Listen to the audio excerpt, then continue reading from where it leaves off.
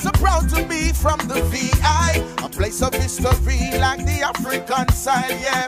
St. Thomas and St. John and St. Dry, nothing can come between us but the waters that divide, yeah. Even though we're just a few square mile, I travel around the world with Virgin Island pride, yeah. A lot of people still going through strife, and still we live a joyful life. That's why the place nice, so nice, so nice. Sweet, sweet St. Thomas nice, so nice, so nice. St. Croix full of pure vibes, so nice, so nice. St. John a real paradise, so nice, so nice. Live. Good morning, good morning, good morning. And I say good morning to the U.S. Virgin Islands, which consists of St. Croix, St. Thomas, St. John, and don't ever forget the little water island just right over there. I mean, after all, you know, it's the U.S. Virgin Islands, and we don't want to omit any one of them. Folks, today is, it's actually Bull and Bread, but it's the Hamilton Jackson, and I'm not going to say the Hamilton Jackson Day, because I think while the day is the day of recognition, it's actually the entire month. I think they call it the Hamilton Jackson Month, folks. And before I even go on, I just want to send out a couple of condolences to families out there who have lost their family member.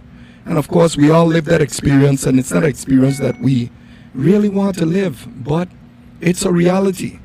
And, you know, each one of us is going to meet that faith one day, and that's something that we'll have to prepare ourselves for, whether it's a family member, someone close to you, even a friend who is actually close to you as well. So I wanted to say, or extend condolences to the families of Roy Emmanuel Blyting,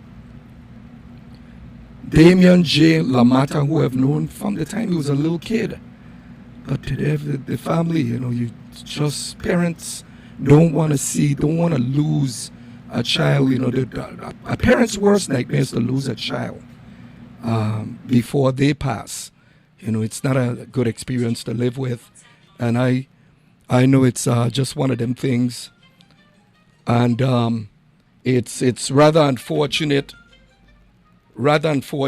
that, you know, many of us live that experience, and it's just, I just wanted to offer condolences to them. And a dear friend of mine also is now deeply saddened to hear of her loss, which is Lorraine Ba.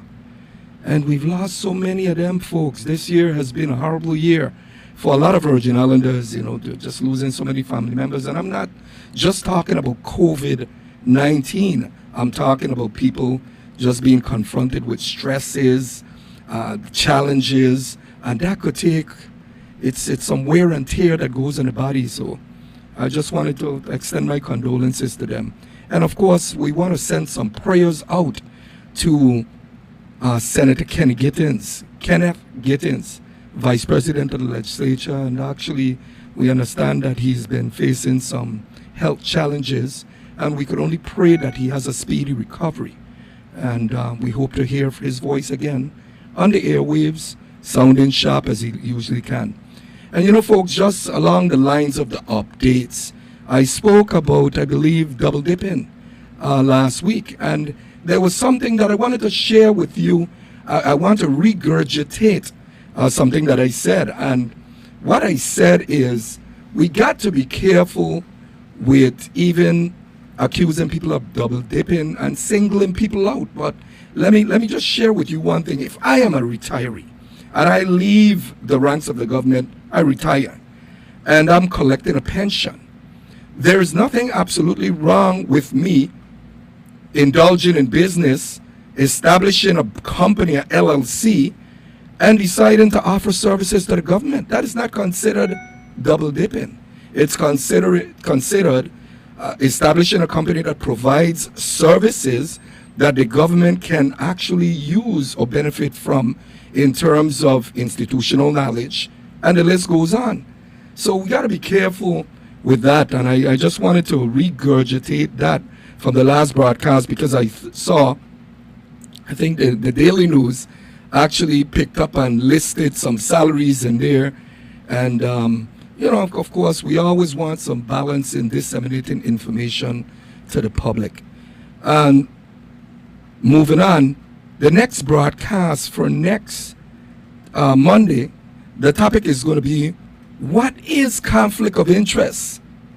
A lot of people don't want to talk about conflict of interest, but we need to actually indulge and get an understanding of why the law was passed in the first place. And it's not only in the U.S. Virgin Islands, it's throughout the world that they have a conflict of interest law or laws throughout the United States, and they're basically uniform law. And let's not forget that. So it's like throughout the United States and even other countries have the issue of conflict of interest. I think there's only a few that may not have conflict of interest in place, but it's to protect the integrity of an agency or department, even within companies and even in the law profession. Folks, conflict of interest exists for a reason, for the purpose of protecting. But and to just share with you capital projects, and we talk about roads, we talk about you know, a lot of things in terms of projects here in the Virgin Islands. We want to see our roads being paved at a faster pace. We want to make sure that the development of the Virgin Islands, its infrastructure, that we can see visible signs of progress. And I think that's what people is upset about, that we're not seeing visible signs of progress here in the Virgin Islands. Everything seems to be crawling.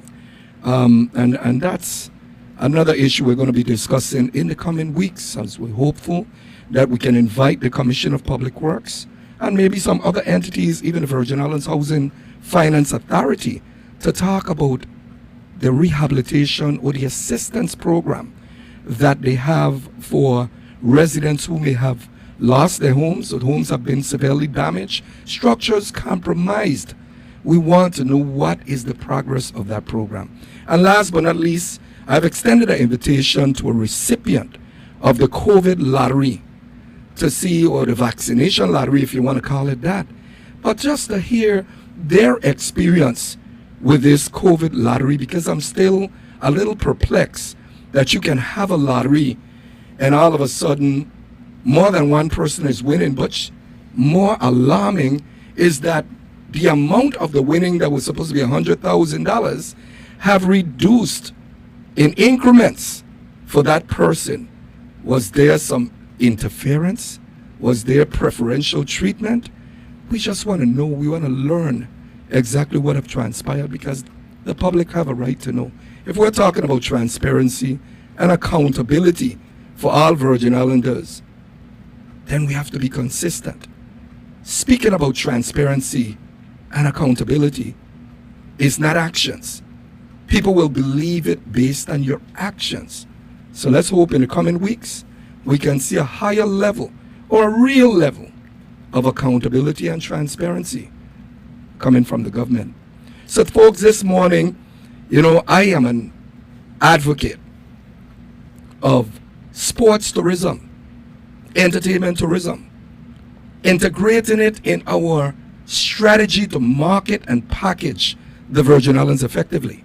And this morning, I have with me in the studio some individuals from the University of the Virgin Islands, but I have to single one of them out, which is Dr. Jarrell Drew, the athletic director from the University of the Virgin Islands. You know, this weekend we're expecting to have, and it's going to be, it's going to be something that I believe many of you are going to enjoy, and you should actually attend the University of the Virgin Islands, because have you ever heard of historically black colleges and universities? HBCU, the acronym that they use. And this morning I just want to dive in and ask, you know, the director of the University of the Virgin Islands, because I think if it's anyone qualified to speak about HBCUs, but more so speak with a command about the University of the Virgin Islands, its athletic program, the strides that they have made, it would be none other than the athletic director from the University of the Virgin Islands. And I think it's just really commendable of them that the athletic director would take the time out of his busy schedule to be with us this morning, right here in WSDA Connect the Dots, for the purpose of disseminating information about the University of the Virgin Islands and promoting the program that they have. And I think they have, and I'm going to let him elaborate a little bit more on it, which has to do with the HBCU tournament that they have coming up here in the Virgin Islands. I believe a basketball tournament that they will have here in the Virgin Islands. And I think it's so important to give him and afford him the opportunity to speak about that tournament, what the people of the Virgin Islands can expect, but also to encourage people, spectators, residents, to come out and support the tournament down at UVI Sports and Fitness Center that is scheduled to go on for, I believe, starting from the 3rd. If I'm not mistaken, I think it's from the 3rd to the 6th, where we could expect some local talent to be showcased, but also talent coming from elsewhere. And I think he has some promising news for the people of the Virgin Islands. And of course, I have him here in the studio, and he's listening to everything that I'm saying. And I just want to bring him in on the discussion, let him introduce himself, and then he could introduce the other persons that have joined him here in the studio. I will let them have an opportunity to introduce themselves as well. They just walked in and hadn't had a chance to really acquaint myself with who has joined us. But folks, I think it is so important for us to really recognize the strides, but the existence of the University of the Virgin Islands and what their mission is, what they seek to accomplish, and to note that our participation as a community, and I'm not just talking about individuals, but business community, to consider supporting the University of Virgin Islands in their many pursuits. So, without any further ado, I wanted to introduce to you guys this morning, that's here with me in the studio, Dr. Jarrell Drew. Thank you for being here with us this morning. Thank you. It's a tremendous pleasure and a tremendous opportunity. Really appreciate the opportunity to come speak with you this morning. Well, tell us a little bit about yourself before we even move on. I know you landed a position here in the U.S. Virgin Islands, and people, I think, have not been officially introduced to you because, UVI has been like a little community unto itself. And it's very rare, with the exception of the participation of local students, that people really interact with the University of the Virgin Islands, and I think that's unfortunate. And I'll share how I would like to interact with the University of the Virgin Islands and see how I could contribute to their development, advancement, in many cases by bringing to the table some additional support in terms of resources and individuals that can be influential in luring others to come to the Virgin Islands. So tell us just a little bit about yourself. Well, originally from Georgia, small town, Boston, Georgia. I have a long history in working in athletic administration, but also understanding the roles of coaching side and administrative side. I was associate athletic director, and also I worked with baseball and football at Brevard College, where I obtained my undergrad degree in history and secondary education. I went on from there to the great University of Elizabeth City State University, and a proud HBCU in Eastern North Carolina, and proud member of the CIAA. I was there for over 4 years, where I served the capacity as the Assistant Athletic Director for Compliance and also the Associate Athletic Director for Compliance as well. So having a steep history and understanding the philosophies of one of the oldest HBCU conference in existence, and understanding the heritage of what that provides and what we implement as being an HBCU, that really grounded me in the transition of being at UVI and what we wanted to accomplish, and kind of bring that. It's already there.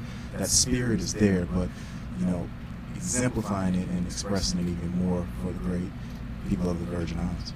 Okay, well that's great. Can you do the public a favor and introduce the other two individuals? And of course, you and I sat here in the studio to set up. I didn't realize that we were going to have some more guests, but we're happy to have the guests that you have in here that's joining you. And I think if it's possible for you to allow them an opportunity or introduce them, and then we'll allow them an opportunity to just chime in the discussion and share something with us about themselves. Yes. So I have my men's head basketball coach, Coach Alfonso Duncan, and also here with me I have our head women's basketball coach, Coach Nikki Collins. Okay. Well, let me start with the gentleman in the yellow shirt back there. We're trying to see if I could pull him in here, but he's not in the camera. But you can look here. But it's a pleasure to have you guys here this morning, I must say.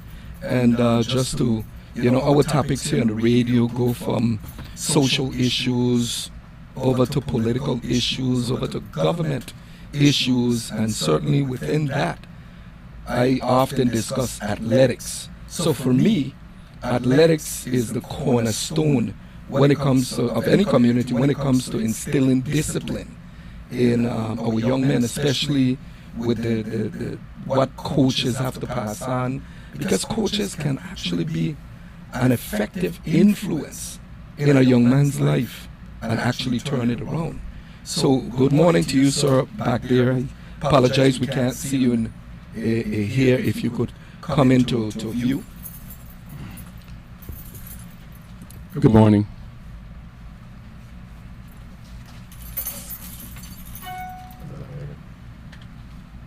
Yeah, you were right here. So good morning to you. You want to give the public your name? I'm sorry we have to be a little unorthodox here this morning because I didn't actually prepare for every one of you. I thought it was only Dr. Drew was going to be here in the studio. He said that you guys were running it. Anyway, introduce yourself. You're here, so we want to hear from you. Okay. Good morning. I'm Alfonso Duncan. I'm the head men's basketball coach here at the University of the Virgin Islands, and delighted to be here, to be perfectly honest. A little bit about my background. I'm originally from Winston-Salem, North Carolina. I had the opportunity to coach at a couple of HBCUs, one being North Carolina A&T State University, where we put together a tremendous program that made it to the NCAA tournament, to be perfectly honest. And from there I went to Florida Atlantic University, on to Virginia Tech University, and Livingstone College, which is another HBCU, as well as Clinton College prior to coming here. So I'm excited about, building this program, getting the community involved with this program, and just doing some really, really special things for the community is what we like to do with this men's basketball program. Well, I thank you for your participation here. And if possible, can you share with us who the individual in the background is, also the person that came in with you? Is that one of your players? No. That's Coach Nikki Collins. Coach Nikki Collins does a phenomenal job with the women's program.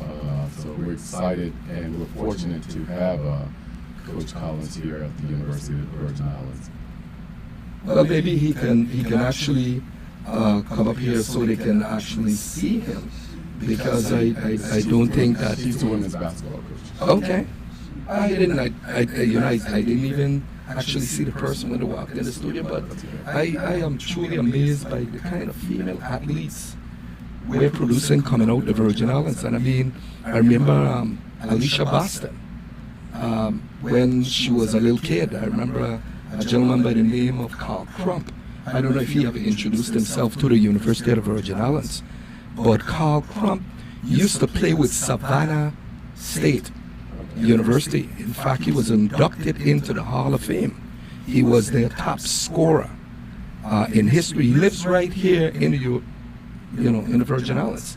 And I had him here in the studio not too long ago. We were talking about the accomplishments of Aaliyah Boston, but we were actually talking about the athletes and providing the perfect platforms for them to showcase their talent.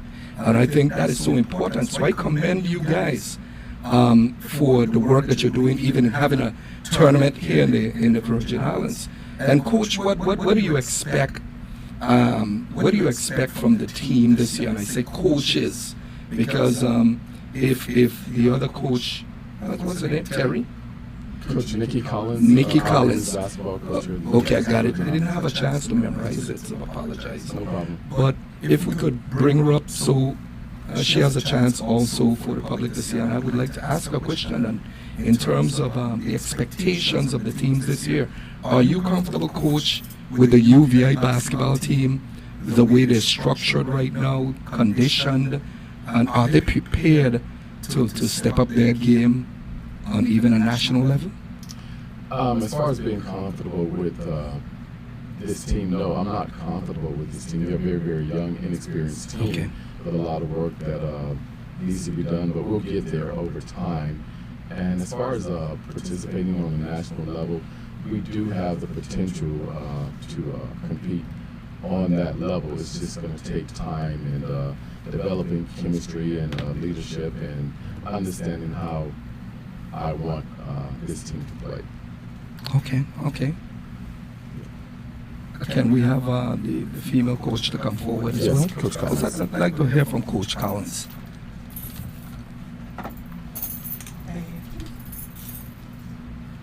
Good morning, Coach Collins. Good morning. How you doing? I'm great. It's a pleasure to have you here as well. And we have a balance here coming from the University of the Virgin Islands. Actually, I'm happy and elated to have the women's coach as well for the basketball team. And Coach, you're familiar with Aaliyah Boston, is that correct? Yeah, I see her on TV all the time. What do you think about her as a player? As a player, I would say she's very physical, very well versatile. I'm gonna say versatile. She can play inside and out. She just looks like she has a great sense of the game and a great IQ, and she makes an impact whether she's playing on defense or offense. So I think she's a great player. Okay, because the reason I ask you that is, when these players start to elevate and they become extremely successful, they serve as mentors, ambassadors, and basically some of the most influential when it comes to sports and those who aspire to be athletes themselves and to be successful. So people look at those successful ones as the examples. Ultimately, as the example, do you see any product coming out of the University of the Virgin Islands that can be competitive on that level? And I'm talking about NCAA. I won't speak on NCAA because we're NAIA. So Okay. anytime they're playing on our level, we don't even want to talk about NCAA because we don't compete on that aspect of this one. We don't compete on that level. So I think that we have athletes on the NAIA level for the University of Virgin Islands that could be instrumental in the growth of the university athletic program and this island as a whole. I look at the aspect of psychology and social work. I do have an undergraduate in social work, so I do look at the mental aspects of the game. Just knowing that they are comfortable being themselves and know how to be an impact in the community, whether that's being a leader, being community outreach, just being known, having a great reputation to be able to sell themselves to people who may need their help. It's not always about basketball, so I try to preach that to the young ladies as much as possible. Okay, well, that's great to hear. In terms of the resources available to the women's basketball team, do you feel that it's supported on an adequate level? I think it's supported as adequate. It's good enough for the island. I mean, I always say, Mom, she always asks me, like, how is it, getting acclimated to everything that's going on. A lot of people are on island time. Like, I see people flying down the road, and it's like, where y'all going? Like, it's only so far you can go. But with that being said, is we have to raise the level of expectations, not just for the young ladies as individuals, but we want them to be able to go anywhere and be able to matriculate and adapt to that environment. So I don't want to make it like, I just only want them to excel on this level. But like you touched on earlier, the NCAA, I want them to be prepared to be able to touch on anything. If it's not playing on that level, whether it's coaching on that level, or being a graduate assistant, just being able to get everything they need from me and our athletic department, so when they do go out, they're able to step up to the plate. Okay, you were an athlete yourself, right? Correct. Okay. Would you say that, or would you encourage every youngster to value education as much as they value athletics? 100%. And I say that because educationally, I wouldn't know half the people I know if I didn't continue my education. So sports, it opens the doors, but your education is going to keep you in there. And not only that, I have to commend you and applaud you because you can articulate yourself very well. So you see, education is a lifelong process. Yes, sir. And certainly just listening to you and the way you articulate yourself as a former athlete, now coach, I'm sure that played a role in you landing the position as a coach. Yes, sir. I'm sure it did. I hope that's the case. Okay, well, let me bring the athletic director back in here. Yes, sir. And have you guys sit in the background, so we'll be going back and forth and just try to cover as much ground as we possibly can, because this program is from 10 to 11 a.m.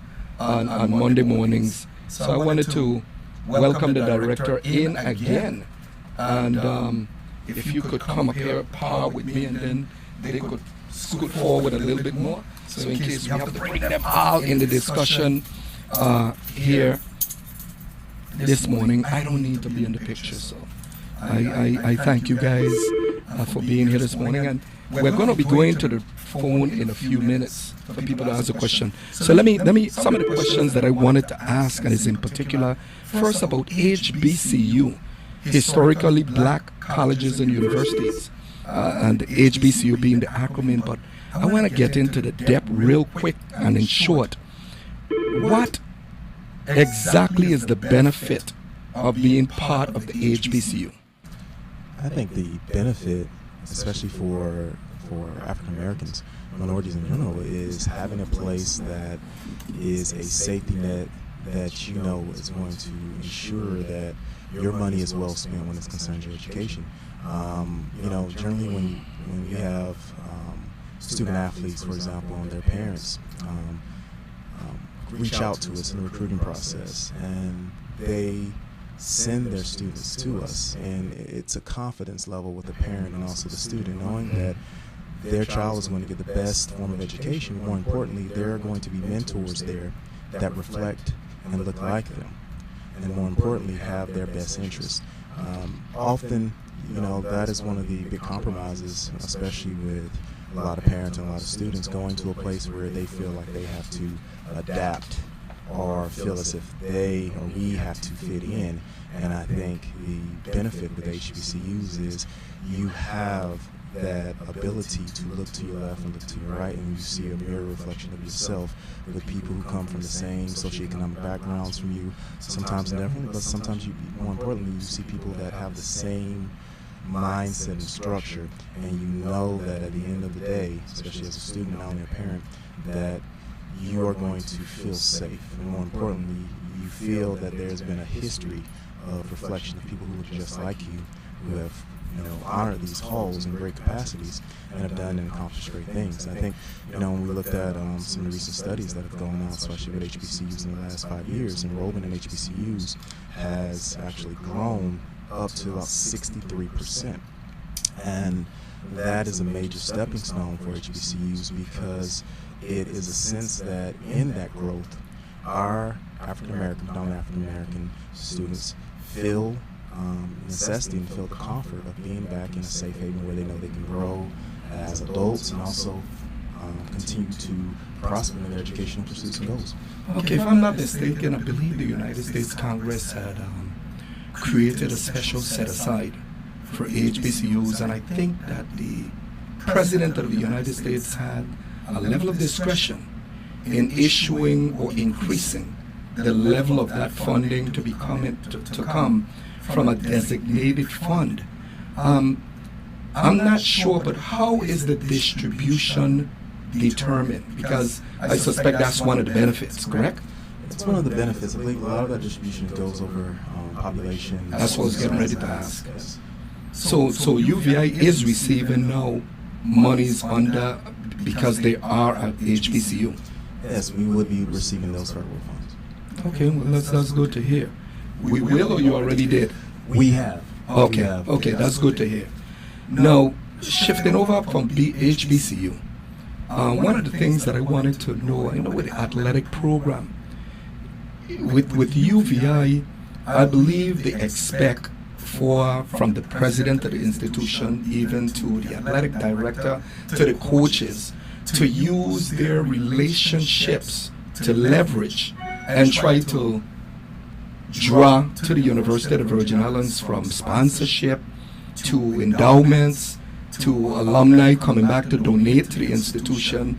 And I understand that you guys were successful, you and the coach were successful in landing a major sponsor to the Virgin Islands. Can you tell us a little bit about that? Yeah, so, when I first had the opportunity to take the job, coming in, branding is very important, especially for any institution. And I think when you look at most institutions, you can tell from their sports venues, watching, you look for that branding mark on those jerseys, those T-shirts, and that was something that when I initially came in, I met with our student athletes and Coach Duncan as well, and just got a consensus of where we were branding. Are we Nike? Are we Under Armour? What are we?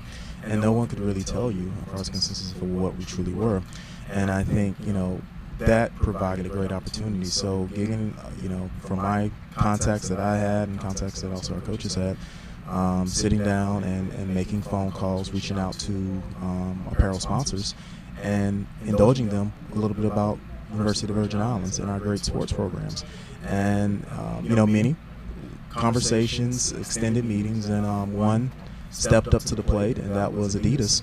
And we really have to thank Ron Mulkey and Joel Dunn, our Adidas reps, for reaching out to us. And, they saw the vision.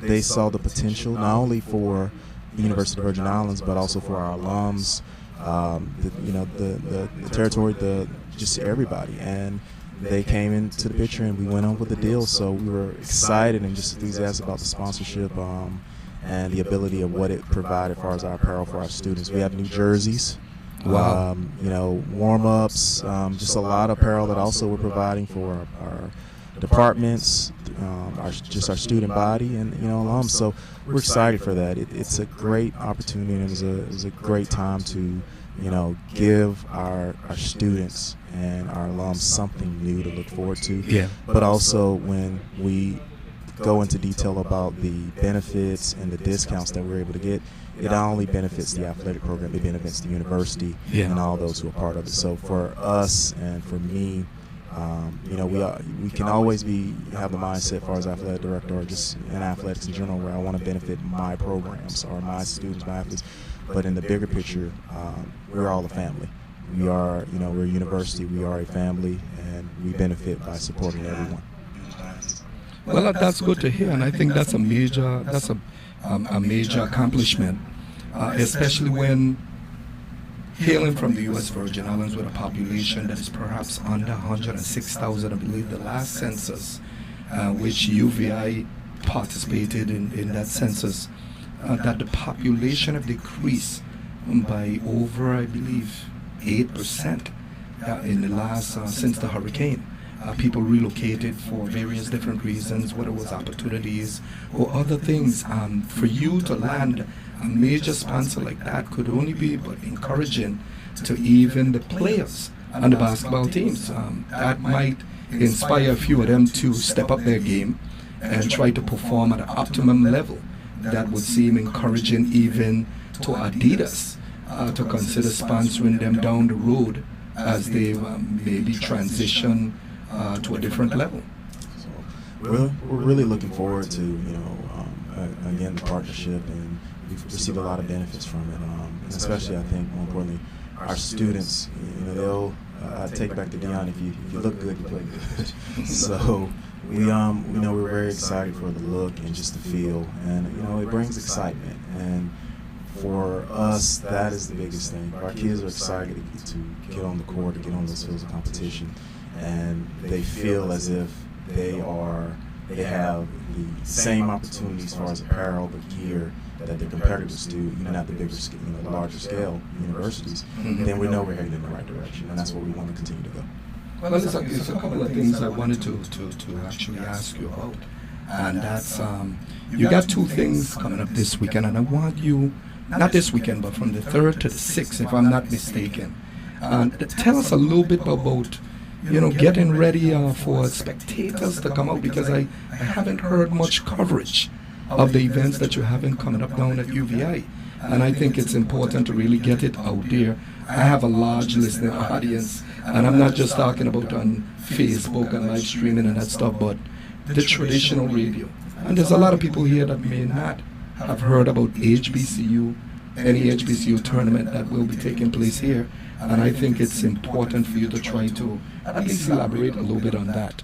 Well, the entire concept, it actually started when I had the interview process, and I said, us being an HBCU, the only HBCU in the Caribbean, it was important for us to have an event that spotlights the culture of the Virgin Islands, and also provides a great insight for not only our students but our community to have other HBCUs from across the country to come and support us and also compete at a high level in a competition. So we have established, with the help of USVI Tourism, the Department of Health. I really want to say thank you to all involved in helping us with the process, and also UVI and UVI Administration, the Board of Trustees.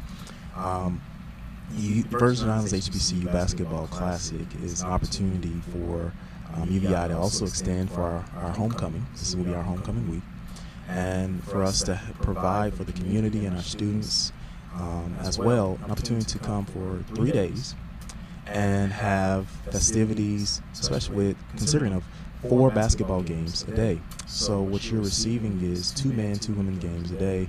UVI will always have the later games. The game schedule is a 2, a 4, a 6, and an 8 starting on Wednesday, Thursday, and Friday. And each day is a theme day. Wednesday is our Buck Night, and that is a night that we hope to really expand and fill our arena to the capacity that we have been approved for. And what we look with that is to also induct a new Hall of Fame class, a UVI Hall of Fame class, with 10 new inductees.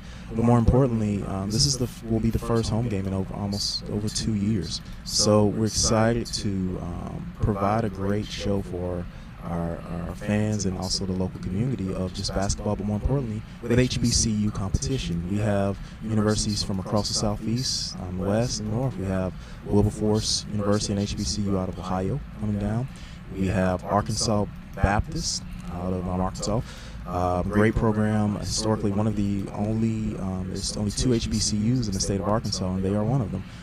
We have Houston-Tillerson out of Austin, Texas. Has a long extended history as an HBCU. And we also have Warner University coming out of Florida. So when you look and compile that, it gives a great opportunity also for fans to see teams that they probably will have never even heard of, but also have the ability to see their level of basketball and competition that they're going to bring. So with that, we also have on Thursday is our USVI High School Senior Day. And what that provides is an opportunity for vaccinated high school seniors to come and fill out a admissions application to one of the respective universities, including UVI.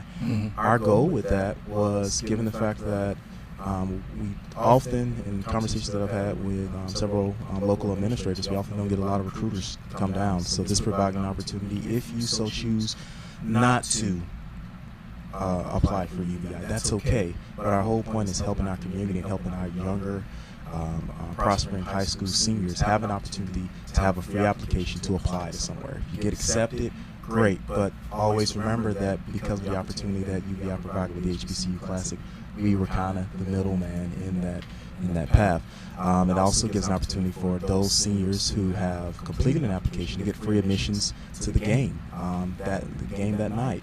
And on Friday, we're excited, just like all HBCUs, for their homecoming. That is Greek night. So members of the Divine Nine, we look for our Greeks our frats and sororities to display great pride. And that's an opportunity for us to come together collectively more as a family and finalize the tournament on that Friday and have some extra activities that are going to be extended for that weekend throughout UVI. So, we're really excited for the tournament. The teams are actually coming down, and some are going to be here this evening. Some are going to be, majority of them are going to be here tomorrow. So we're excited for the kickoff, and we want everybody to come. Tickets are on sale. You can purchase them on the UVI Athletic website. That's uviathletics.com. We're going with digital ticketing as well as a method to kind of remove the hand-to-hand exposure and for safety, but we're just providing a great opportunity for everyone to come, and you're getting 4 games a day for 3 days, so 2 men, 2 women's games. So I think it's a great opportunity for people to kind of have the ability to relax and watch some highly competitive basketball from some great institutions. Yeah. Are you familiar with some of the local athletes in terms of the successful ones? I'm not talking about only Timmy Duncan, because everyone knows Timmy Duncan. But I'm talking about, you got Kevin Shepard on St. Croix. You have Holman Harley that came here from St. Thomas. And the list goes on and on. I don't want to start calling too many names. But do you actually solicit their participation even in coming back in terms of the coaches? And I guess this question would be directed to the coaches, if that's something that they have embraced in terms of trying to tap into them and potentially the resources that they have. Because you have like Pee Wee Peterson. I don't know if you met Peterson. These are successful basketball players out of the Virgin Islands. People that have competed, for example, in the case with Peterson, who actually competed against Isaiah Thomas, believe it or not. And I think that those are individuals that in their pursuits, during their careers, they have met some very successful people and may be able to add some resources to the University of the Virgin Islands. And I was only wondering whether or not you guys, when I say you guys, I mean all of you who have been introduced to the U.S. Virgin Islands. It's always good to understand the culture and traditions, but more importantly, the people that have thread a course and established a legacy of their own here in the Virgin Islands. And I'm just wondering if the coaches have been able to learn about these individuals. I'll let our coaches speak to that as well. Okay, again, this is Coach Duncan. To answer your question, we have reached out to local coaches, invited them over to the university to sit down, have a conversation about players, their athletes, AAU coaches, high school coaches. We've also invited athletics directors from the various schools. We, Dr. Drew and myself, made a trip over to St. Croix to do the same thing, to meet with the local high school coaches and athletics directors. So there's been a conscious effort to recruit locally. We currently have kids throughout the Caribbean. We have, for instance, Little Wayne Richardson. He's from Anguilla. He's here. He's a transfer from Howard University. We have a young man, Ollie Palmer. He's from Grenada. We have 2 guys right here from the St. Thomas area. We have Denny Gonzalez and we have Shamoy O'Gara. So there's been a conscious effort to make contact and recruit young men and young women from this area. One of the problems, and I'll be honest with you, that we run into is if a young man, and Coach can speak to this as well, if they're really, really good, it becomes a challenge to try and keep those individuals here. Okay.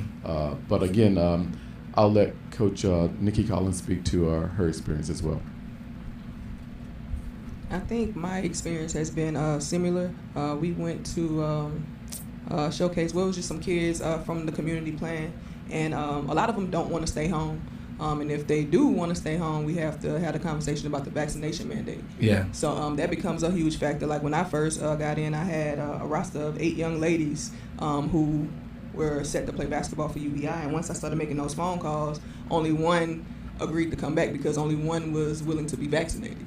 So it becomes a conversation of the people on the island, the people who want to be here, who wants to go to UVI, who wants to have that pride to wear UVI on their uniform, who wants to stay home and be a representation of the island. So it's not that we aren't looking out for those athletes, but do those athletes want to stay home? Do they want to be a part of what we're building here? And you have to also understand we're fighting against the reputation that this athletic department has created before we even got here. Yeah. So it's like when we talk to these young women and these young men, when we say, "Hey, you ever thought about UVI?" and they're like, "Oh no!" Like the looks on their faces is just like they're above, the situation, and it's understandable given the track record. But with us just starting everything over from ground up, with Dr. Drew doing everything he's did in a short amount of time, it's like you would want to be given a chance, and so it's like we have to create a new image and a new reputation for them to want to be. But let me share something with you, and this is the reason why I asked the question about whether or not, when you're going into any country that has a different culture, have different traditions, one of the things they tell you in order to be effective and successful is to learn the culture, learn the traditions, so at least with the transition that you're able to get acclimated relatively quick. But with the question that I was asking you was relative to those former successful basketball players, Virgin Islanders. And the reason I asked you that question as coaches, I just thought or feel that it could only but be helpful in influencing the good players coming out of high school to consider UVI, because the coaches would be the vehicles. Because understand that we have, I'll give you, for example, Derek Heiliger, that comes from round the field, that people look at him as one of the best basketball players coming out of the Virgin Islands. He went to college, but he was just, when it comes to fundamentals, when it comes to clean play, a smooth player, a sharp shooter, clean shooter, he also had a degree of influence on a lot of the young people playing basketball in these local tournaments as well as playing for the high schools. So my reasoning was that you could use these people in establishing a relationship with them to kind of help you to keep some of the good players that we have here in the Virgin Islands here, because you would have that added influence. Okay, let me speak to that. This is, again, Coach Duncan. What you have to understand is this. Those individuals that you spoke of, I'm sure they did a phenomenal job when they played. But the way the game has evolved over the years, these kids don't have relationships with those former players like that. Even with high school back in the mainland, if you're not current, you're not relevant. Okay? So again, AAU coaches have more influence over a high school kid than even their high school coaches because of the things that they can do. Again, the game has evolved so much that, again, out of sight, out of mind, and a lot of these kids don't know the individuals that you're speaking of. And so what we've done collectively, Dr. Drew, Coach Collins, myself, and a good friend of ours, Sean Schooley-George, we've gone back into the communities and helped with basketball tournaments and just trying to give back and getting to know these individuals that are planning those events, so that we are visible in the community, developing some sort of relationship with them, and understanding that we want to give back. We want you, young men and young women, to attend the University of Virgin Islands. And it's not going to happen overnight because, again, I mean, even in the mainland where I grew up, kids didn't want to go to the local school. They wanted to go somewhere where it made it seem like they were doing something bigger and better, as if they were prospering psychologically. And it's the same with these young men and women here. I can't really blame them, but we're going to do everything that we can to try and keep those individuals here. Okay. I get what you're saying. Now, coming back, athletic director, I'm sure that you have been able, in your capacity, you've been able to determine what the pitfalls or deficiencies or what your needs would be at this time. What would you highlight as your needs at this time for that athletic program to really rise to a different level? Well, I think as many HBCUs, as far as athletic directors would say, and as we all know, funding is fundamental in being able to do a lot of the necessities that you need to have a successful athletic program.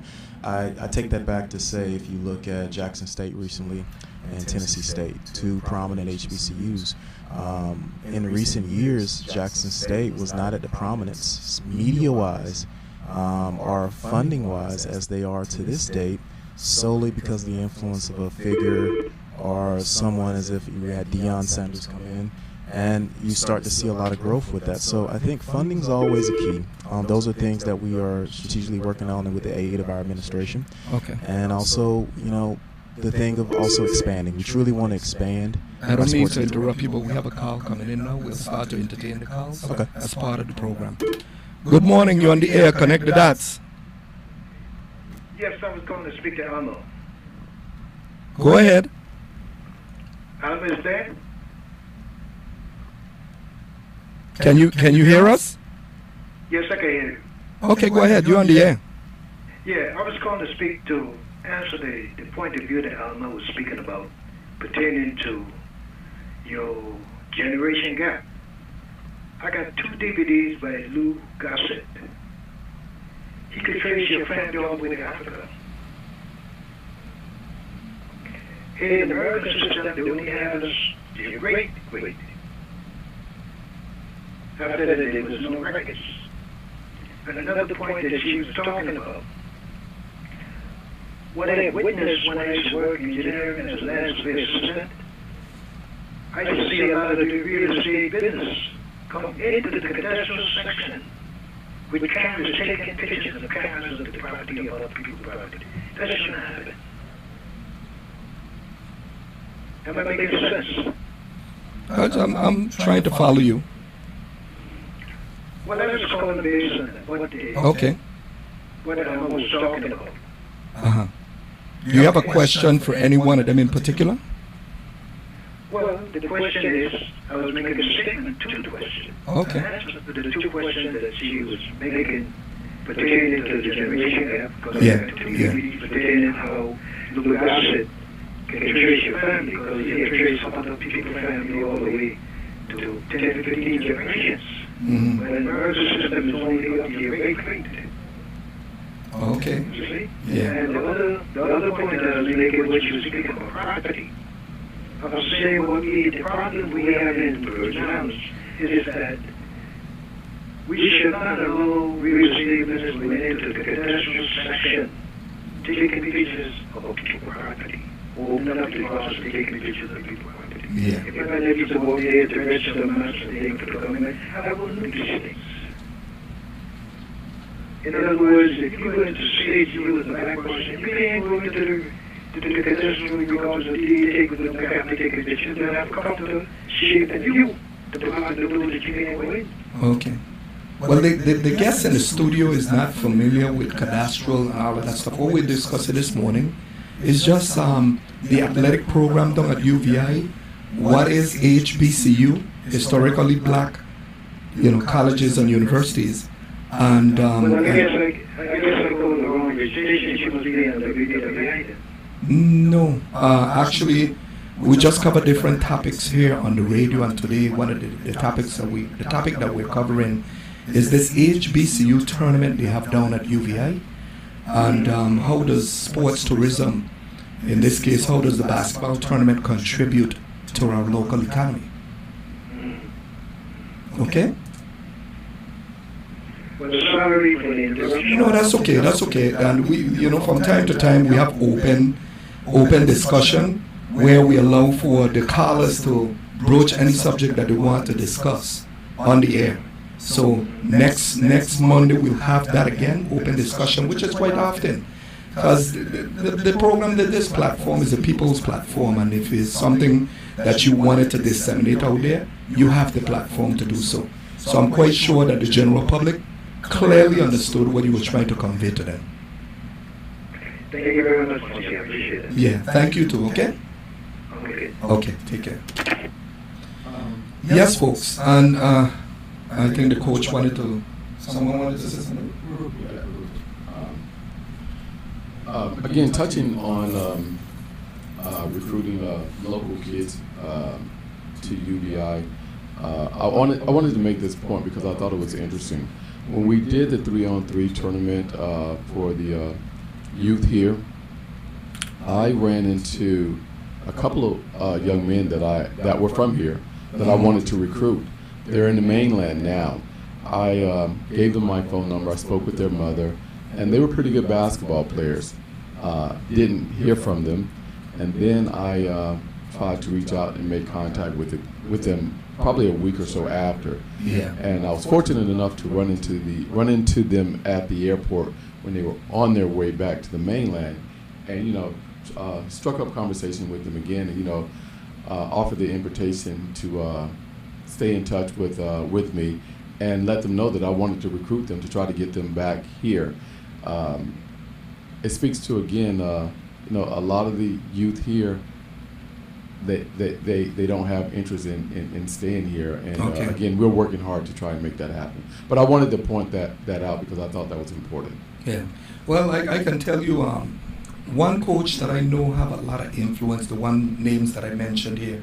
And when you hear me say coach, that is outside of the institution, the University of the Virgin Islands. These guys that actually mentor a lot of these young people that come in out the housing community and different areas in the Virgin Islands. We have Derek Heiliger, who has a lot of it. We have Pee Wee Peterson that comes from Paul and Payson Gardens, which have produced where I'm from, where I was born, that produce a lot of talented athletes playing a basketball court just about every evening, early mornings. They're on the basketball court. They live, eat basketball. You have in St. Croix, you have Kevin Shepard, who has a lot of young people. He have his own tournaments on St. Croix, and he can tell you who are some of the talented basketball players, especially the ones that he graduate to the men's basketball team, league locally. And there are some talented players here. And I honestly believe that you can use some of these guys to try to reach them because of the influence they have with some of them here locally. But I understand what the coach is sharing with us, and it is a fact. A lot of our young athletes want to leave the Virgin Islands, and it appears that they're doing something big outside, so everyone starts to build expectations when they return. We used to have a joke. Yeah. So small that people could be able to see and tell if they doing what they say they're doing. But if they're away, nobody really knows what's going on. Yeah, and we had a joke here about that in the Virgin Islands, that when people go to the States and they come back there, they're what you call yanking. So they come back, and from our dialect, they come back home and, hey, what's up, man? I've been here, and it's just a part of the tradition. Right. Believe it or not. So we call them freshwater Yankees. You may experience that with some of them that traveled this weekend. Oh, really? Yeah, they got a chance to go to the mainland. And one of the things that I like doing, and Coach Collins does as well, being that we have a few individuals that are from the Caribbean that never gone to the mainland, just listening to them talk when we're out, things that we take for granted coming from the mainland it's a big deal to them. So I got to the point of asking them, guys, give me a list of things and places that you want to go that you've never gone to. Yeah. Because going to a place like we went to Bojangles restaurant to get chicken. They've never gone there, and it was so funny. Denny Gonzalez ate Bojangles chickens for the first time. Yeah. And he says, Coach, this is the best chicken sandwich I ever had in my life. And I'm like, dude, we eat this all the time. So I'm like, give me a list of places that you want to go, places that you want to eat that these kids take for granted. And, we try to make it exciting for them, give them an opportunity to do something different. Had I done a better job of planning, we would have done things like going to maybe the amusement park, or, to drive race cars there, just going to eat at a place like Olive Garden, or going to Krispy Kreme donuts. No, Coach, I've never had Krispy Kreme donuts. So to me, it makes me feel good for them to have an experience that will go carry on for a lifetime. So Well, you're missing one major brand though. okay. Chick-fil-A. Oh, you know what? When did Chick-fil-A? That was yeah, you're right. That's the first stop. That's the Hey, first stop.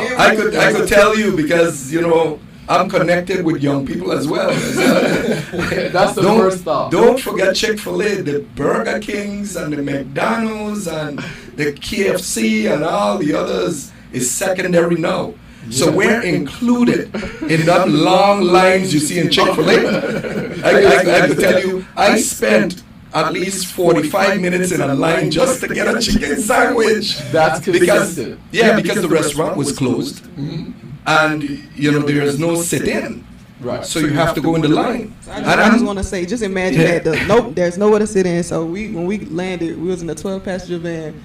I had to go through the drive-through with all the 9 different people orders. The lady was like, "Oh my goodness!" But they really wanted the Chick-fil-A sandwich. Hey, you have to get a Chick-fil-A. So you forgot that one, but No. Actually, that was our first stop. Everybody wanted to go to Chick-fil-A, including the women's team. And I'm a loyal Chick-fil-A fan. I have I have the app, and I have the app, and I have bragging rights because I have more Chick-fil-A points than anybody on the team. I have, and I'm proud to say, 11,257 points. wow. Well, I guess that the athletes. Chick-fil-A food is healthy, and they'll be growing.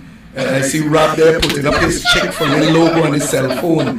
Who has a Chick-fil-A screensaver on the phone? Oh, yeah. No, that's going too far now. How many points does he have is the question? All I'm gonna say is it's a shame that they didn't bring any back.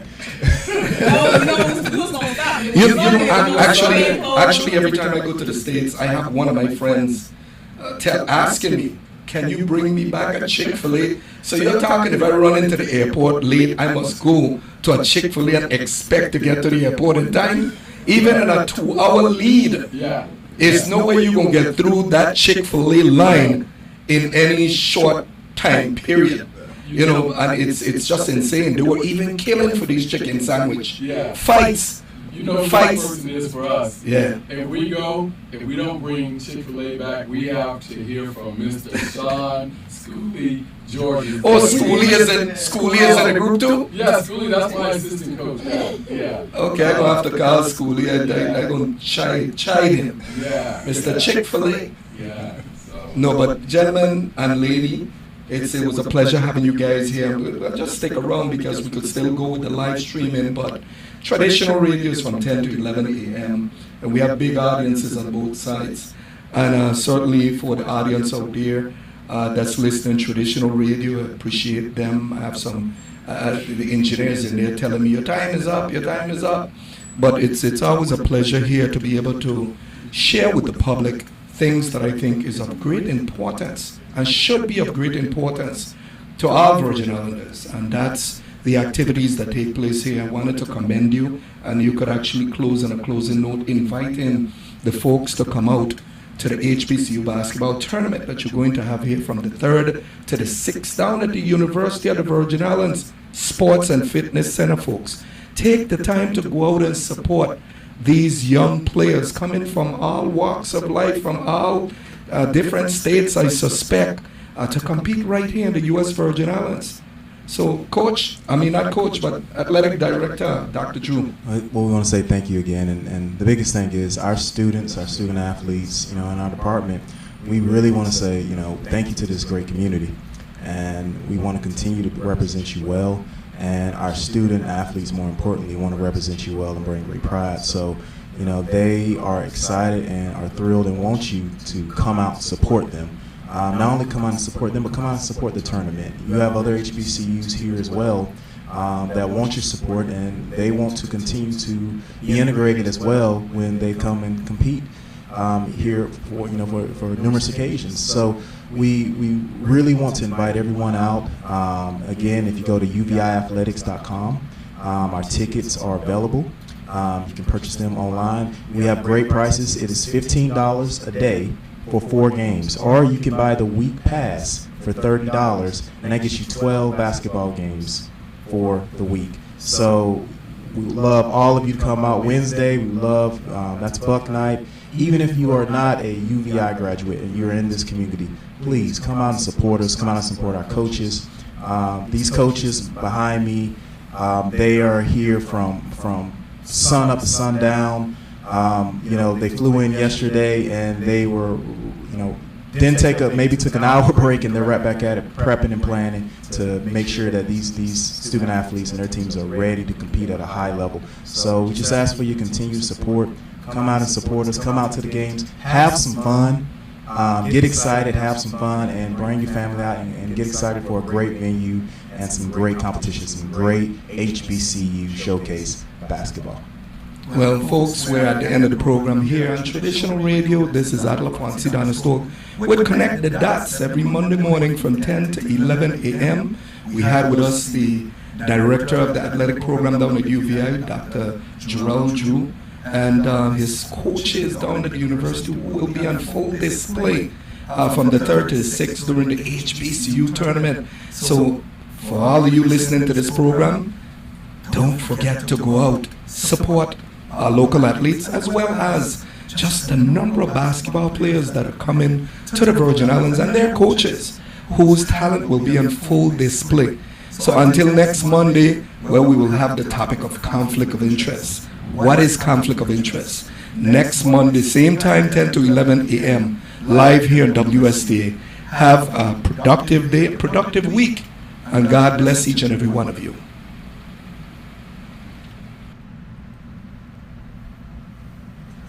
So we'll go at this time. People come, let we go. Turn up the radio. This is the people show. No matter where we go. Connect the dots, family. Connect the dots, unity. Connect the dots. It's First Stop 24-hour gas and grocery store. Your number one convenience store. Located across from Vitraco Park. You name it, and they have it. From electronic accessories to your favorite drinks. And from gas to groceries, you name it and they have it. First Stop 24-hour gas and grocery, located across from Vitraco Park. Check it out, your favorite store for gas and grocery.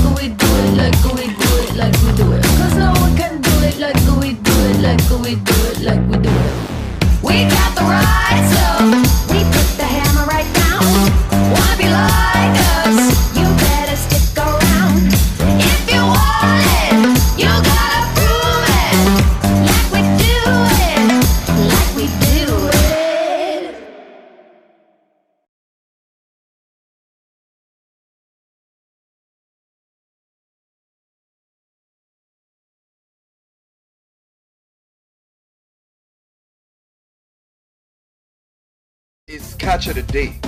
From the water to the pot to your mouth, everything is fresh at Catch of the Day, located on Cookie Point Beach. Enjoy some of your favorite seafood dishes, fresh catch, lobster, tongue, and whelks when in season, as well as surf and turf. They cater to your wishes. While you sit and wait for your food, enjoy the friendly bar and bask in an ambience that is second to none. Enjoy the white sand, sun, and crystal blue water. We are sure the experience will be unique. Monday through Sunday, 10 a.m. to 4 p.m. Come and enjoy Catch of the Day on Cookie Point Beach.